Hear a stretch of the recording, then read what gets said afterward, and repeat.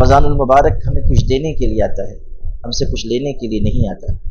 کتنے لوگ ایسے ہیں جو غفلت کی وجہ سے اس ماہ مبارک میں بھی وقت ضائع کرتے ہیں، یہاں وہاں بیٹھ کر فضول اوقات برباد کرتے ہیں۔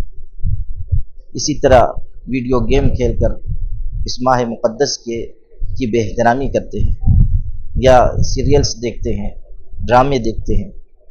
اللہ کے لیے باز آئیں، اللہ کی طرف رجوع کریں۔ بسم اللہ الرحمن الرحیم۔ جس طرح موسم بہار تازگی اور سرسبزی اور شادابی لے کر آتا ہے، اسی طرح ماہ رمضان المبارک بھی اپنے اندر برکت، رحمت، تازگی اور ایمان میں اضافے کی نعمت لے کر آتا ہے۔ جب یہ ماہ مبارک آتا ہے تو آواز لگائی جاتی ہے، یا باغی الخیر اقبل و یا باغی الشر ادبر، اے خیر ڈھونڈنے والے آگے آ جا، اے شر کے تلاش کرنے والے پیچھے ہٹ جا۔ رمضان المبارک ہمیں کچھ دینے کے لیے آتا ہے، ہم سے کچھ لینے کے لیے نہیں آتا۔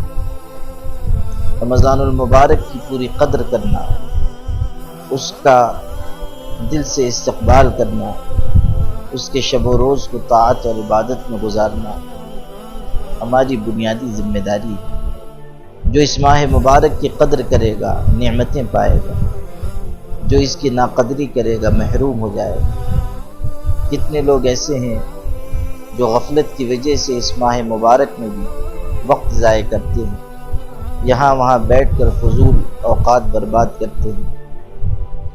اسی طرح ویڈیو گیم کھیل کر اس ماہ مقدس کی بے احترامی کرتے ہیں، یا سیریلز دیکھتے ہیں، ڈرامے دیکھتے ہیں، لہو و لعب اور کھیل تماشوں میں لگے رہتے ہیں۔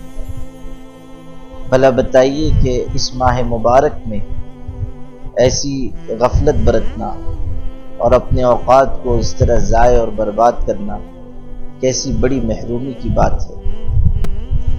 اللہ کے لیے باز آئیں، اللہ کی طرف رجوع کریں، اللہ کو راضی کرنے کی کوشش کریں۔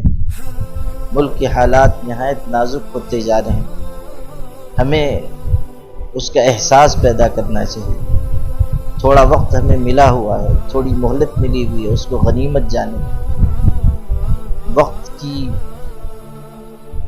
جو صورت حال ہے، جو نزاکت ہے، اس کے پیش نظر ہمیں سچی توبہ کرنی چاہیے، اللہ کی طرف رجوع کرنا چاہیے، اور اپنے اعمال کی اصلاح کی فکر کرنی چاہیے۔ اللہ تعالی ہم سب کو توفیق عمل عطا فرمائے۔